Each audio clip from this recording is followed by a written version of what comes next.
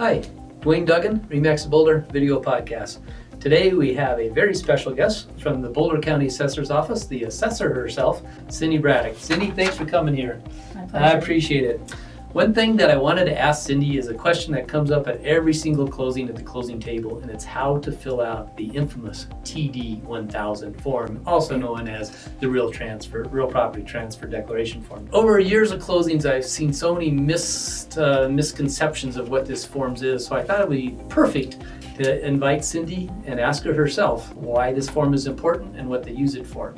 So we'll start out with at a closing table, what usually happens is that they pull out this form. It's called the real property transfer form, transfer declaration form, and the closer always goes, I'm going to have this handed to you and you have to answer questions 5 and 9. And I can't help you with that because it has tax consequences. So they usually turn to their realtor or turn to the closer and go, huh?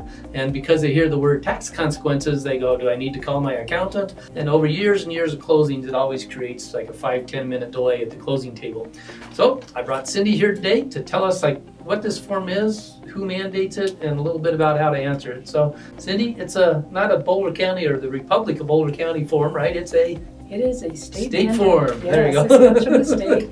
This is controlled by the state Department of Property Taxation. So they go through periodically and review these questions and establish this form for us to use. And how long has this been in existence? I mean, gosh, my whole career. It has for mine too, all 22 years that I've been with the assessor's office. It's had some of the questions have changed over time, but not a lot. And all the questions are important, like even the contact information. It's good to have the correct contact information because if you do need to get a hold of somebody to find out some details, there's got to have good information to get that. But specifically, let's talk about question 5 at first, which is the personal property question.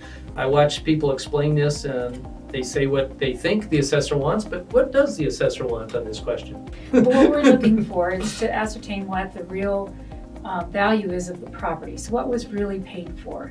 So if what you've done is purchased a Ferrari with the property or thousands of dollars worth of artwork, we need to have that laid out for us so that we can remove it from the value of the property. We don't want to inappropriately value your property based on lack of information. Okay. So we are mostly interested in big items, not so much the carpet and the built-in appliances, but really looking for things that are large in value that might have been included in the sale. Okay, so your typical residential sale where there probably is some carpet, a refrigerator, a dishwasher. If you were buying a house, how would you fill it out today? I guess I would say that it had the typical things that you find in a home. Right. And then the next question is, well, how do you value that used appliances? Do you have a suggestion there for valuing that? I mean, it's like, what's that worth? What kind of number do you put in that blank? Well, we would consider it part of the sale. Because those are common things you would find in a home. Okay. And so they don't, unless they're of extremely higher quality, a much higher quality than the average, it wouldn't really come into play. Okay. So what we're really looking is not that you have these common items, because the assumption is you do. If you happen to buy a home that doesn't, that would be good to know. Okay. I bought a home with no appliances. Right. And some of the foreclosures might have Right. fallen under that in years in the past. But we're really looking for those big items that are exaggerating the sale price. Okay. So like if somebody just put appliances and didn't want to calculate in their head what a garage sale price might be, word nominal might be all right for your purposes, or just a quick guess as to what those things might sell for. That would be fine. I think that'll clear up about 25 years of confusion for the typical realtor around here. So I think that's very good we've had this talk. So how about number 9, when they're asked about the condition of the property? Again, we're trying to get a sense for the property and how it stands. And so we don't expect you to tell us a brand new home is its salvage value, or that it's anything other than it is. If it's average, please let us know, and because that helps us establish value. Okay. If something's of excellent quality, we want to make sure we compare that to other excellent quality homes when we're establishing value.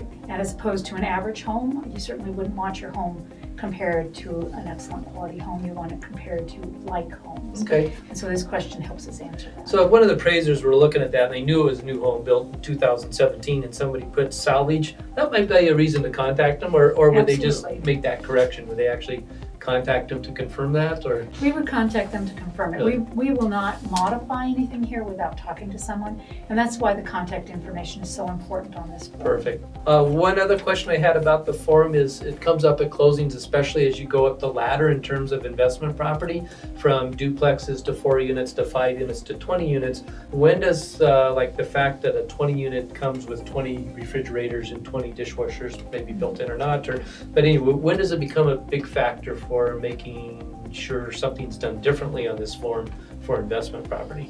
Well, when we start looking at income producing properties would be the thing we'd be concerned with. So not so much a duplex, but when we start looking at multiple residence properties, like an apartment complex, that equipment comes in our system as business personal property. So it is, they are appliances or furniture in a building that people are using to earn income with, i.e. they're renting the property.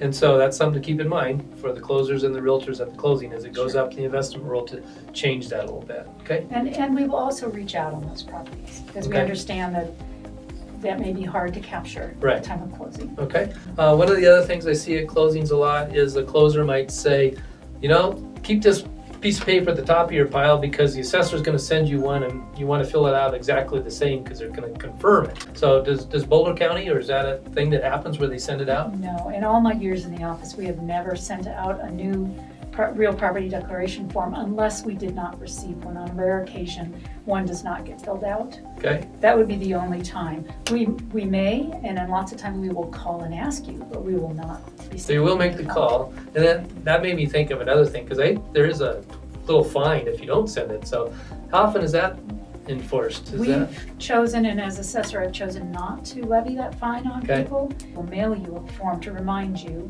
if it's incomplete, or if it has not been filled out at all. That's the only time we would contact you, or if we had questions about it. Perfect. But we don't levy the fine against anyone. Perfect. That's all the questions I had. Is there anything else that you've experienced relative to this form that would help us out? No, just that this is an incredibly important form to our office.